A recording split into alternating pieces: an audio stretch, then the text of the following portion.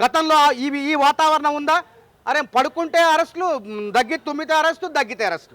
అరే మమ్మల్ని బతకనీల 40 కేసులు పెట్టారు నా మీద, నిరుద్యోగుల కోసం నేను కొట్లాడితే 40 కేసులు పెట్టారు నా మీద. అయినా కానీ ఒక కేసుకి 10 మంది అరెస్ట్ అయితే ₹1,00,000 బెయిల్ కావాల్సి వస్తే ఎంత బతిలాడి బంగారం తాకట్టు పెట్టి కూడా ఆ బెయిల్ పొంది ఇలా కేసులన్నీ కూడా ఒక్కొక్కటి కొట్లు పోతున్నాయి. జడ్జిలు గారు ఇందులో పోలీసు వాళ్ళు పెట్టిన కేసులే అని చెప్పి.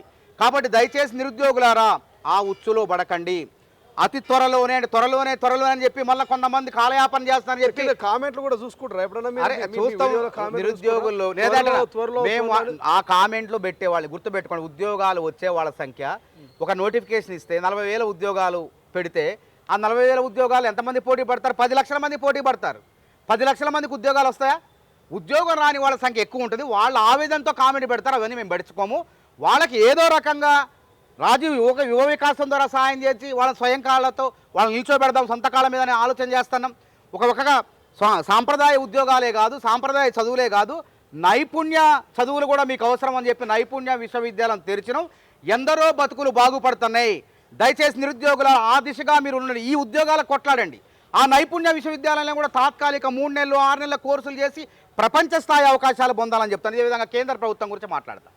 ఆ రోజు మేము కేంద్ర ప్రభుత్వం మీద కూడా ఉద్యోగాలు చేసినాం. ఆ రోజు ఇప్పటికీ 48,67,000 కేంద్ర ప్రభుత్వ ఉద్యోగాలు ఉన్నాయి. దాదాపు 56 శాఖల్లో. అయితే ఇప్పుడు ఎన్ని ఖాళీలు ఉన్నాయి? 16 లక్షల ఉద్యోగాలు ఖాళీగా ఉన్నాయి. ఆర్ఆర్బి, బిఎస్ఆర్బి, తర్వాత సివిల్స్, అన్ని రకాల ఎస్ఎస్సి అన్నీ కలుపుకున్న 16 లక్షల ఉద్యోగాలు ఉన్నాయి. మనం 2 కళ్ళు, ఒక రాష్ట్ర ప్రభుత్వాన్ని ఒక కన్ను, కేంద్ర ప్రభుత్వాన్ని ఒక కన్ను. ఆ ఖాళీల కోసం మనం ప్రిపేర్ కావాలి, సిద్ధపడాలి. ఈ ఖాళీల కోసం సిద్ధపడాలి. ఆ విధంగా మన యొక్క ప్రిపరేషన్ని ప్రణాళికను తయారు చేసుకోవాలి. ఎందుకంటే ఇలా కేంద్ర ప్రభుత్వం ఉద్యోగాలను ఎవరో హైదరాబాద్లో ఉన్నాడు, బీహార్ వాడు, రాజస్థాన్ వాడు, గుజరాత్ వాడు, కేంద్రంలో ఉద్యోగాలన్నీ ఉత్తరాదిలో దొబ్బకపోతున్నారు. కాబట్టి మన కన్ను, తెలుగు వాళ్ళ కన్ను, తెలంగాణోడు కన్ను కూడా కేంద్ర ప్రభుత్వం రైల్వేలో ఉద్యోగాలు సాధించే విధంగా మీ యొక్క చదువుల ప్రణాళిక ఉండాలని చెప్పి నా అనుభవం మీద వాళ్ళకు సూచిస్తున్నా. ఓపిక పట్టండి. అక్టోబర్ నెలలో మంచి శుభవార్త వింటారు. రేవంత్ రెడ్డి గారు నిన్ననే కలవటం జరిగింది సాయంత్రం. ఆయన చాలా మంచిగా మా నిరుద్యోగుల పట్ల సానుకూలంగా ఉన్నాడు. ఆయన అనవసరంగా మీరు ఎవడో చెప్పిండని ఏదో మాటలంటే మాత్రం మరి సూర్యుడి మీదనే ఉమ్మేసినట్లయితుంది. ఆయన ఒక్కటే సంయమనం పాటించండి. మీ మేలు కోసమే మేము పనిచేస్తున్నాం. నిరుద్యోగుల బాగు కోసమే మేము పనిచేస్తున్నాం. నిరుద్యోగులకు ఎక్కువ ఉద్యోగ అవకాశాలు కల్పించడం కోసం మేము పనిచేస్తున్నాం. ఆ మాట నిరుద్యోగులు చెప్పండి అని రేవంత్ రెడ్డి గారు అక్కడ చెప్పడం జరిగింది. కాబట్టి దయచేసి నిరుద్యోగులారా, ఇది స్పందించే ప్రభుత్వం, మళ్ళీ చెప్తున్నా, బంధించే ప్రభుత్వం కాదు. కాబట్టి మీరు నిరసన తెలపొచ్చు, అడుగుతుంటారు. మేము గతంలో ఎవరన్నా నిరుద్యోగులు ధర్నాలు, మంత్రులు కలిసారంటే అసలు నేను పోయి 3 సార్లు కలిసి ముఖ్యమంత్రి గారు నోటిఫికేషన్ ఇచ్చిన. ఇలా మన మేనిఫెస్టోలో, కాంగ్రెస్ మేనిఫెస్టోలో పెట్టినాం. సీతక్క గారు చొరవతో ఇప్పుడు 3 సార్లు అవుట్సోర్సింగ్ పంచాయతీ కార్యదర్శుల యొక్క వాళ్ళు మనం క్రమబద్ధీకరిస్తామని చెప్పి మేనిఫెస్టోలో పెట్టినాం. 3 సార్లు ఫైల్ పెడితే సీతక్క గారు చొరవతో అక్కడ ఉన్నటువంటి ఆర్థిక శాఖ ప్రిన్సిపల్ కార్యదర్శి సందీప్ కుమార్ సుల్తానియా గారు తిరిగి పంపించడం జరిగింది. వెనక్కి పంపిస్తున్నారు. అది 3వ సారి పంపిస్తే మళ్ళీ మేము నిన్న ముఖ్యమంత్రి గారు చెప్పడం జరిగింది. ఇట్లా 3 సార్లు వెనక్కి పంపారు.